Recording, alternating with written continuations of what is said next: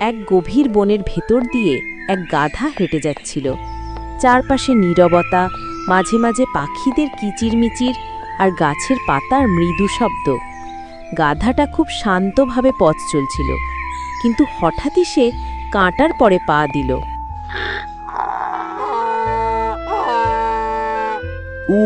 রে বাবা গো, মরে গেলাম, মরে গেলাম, বাঁচাও, বাঁচাও।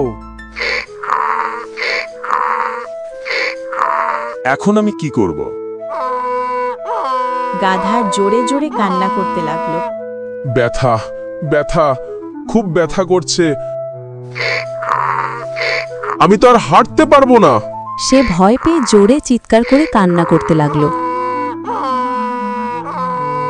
খুব ব্যথা, খুব ব্যথা, এই কাঁটাটা না বার করলে আমি আর তো হাঁটতে পারবো না। কেউ কি আছো আমার হেল্প করার জন্যে? Help, help.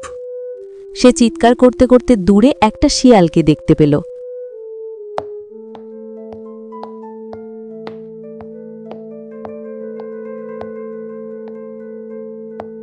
ওরে বাপরে, এই শিয়ালটা তো আমার দিকে আসছে। কি করব আমি এখন? কিভাবে শিয়ালের হাত থেকে বাঁচব? আমি জানি শিয়াল আমাকে খেতে আসছে। আমার কোনো একটা উপায় বার করতে হবে।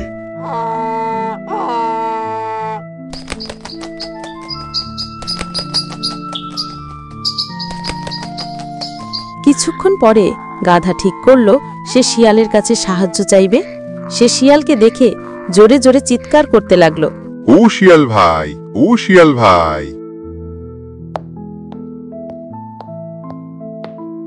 শিয়াল গাধার কাছে গেল। কি হয়েছে? এত চিৎকার করছো কেন? শিয়াল ভাই, আমাকে বাঁচাও, খুব ব্যথা, খুব ব্যথা। গাধা আবার জোরে জোরে চিৎকার করে কান্না করতে লাগলো। শিয়াল রেগে গিয়ে বলল, আরে কান্না থামাও, কি হয়েছে যার জন্য তুমি এইভাবে কান্না করছো? গাধা শিয়ালকে তার পা দেখায়। এটা কিভাবে হলো? গাধা শিয়ালকে সব ঘটনা বলল এবং শিয়াল মনোযোগ দিয়ে শুনল। শিয়াল, তোমার তো বড় বড় দাঁত, তোমার ওই দাঁত দিয়ে আমার পা থেকে কাঁটাটা বার করে দাও, প্লিজ প্লিজ।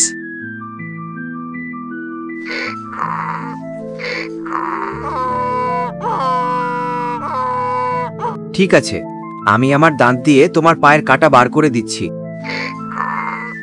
ও শিয়াল, ও শিয়াল, খুব ব্যথা হবে নাকি? না না, তুমি ভয় পেও না, তুমি পাটা টেনে নাও।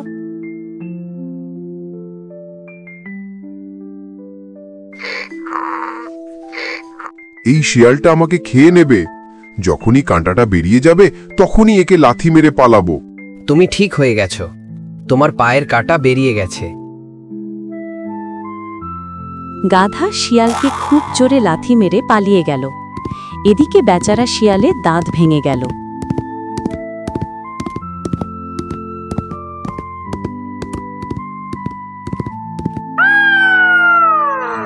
হায় রে হায়, আমি তো গাধাকে সাহায্য করতে চেয়েছি, এখন আর আমার কাছে মাংস খাওয়ার জন্য দাঁত থাকলো না।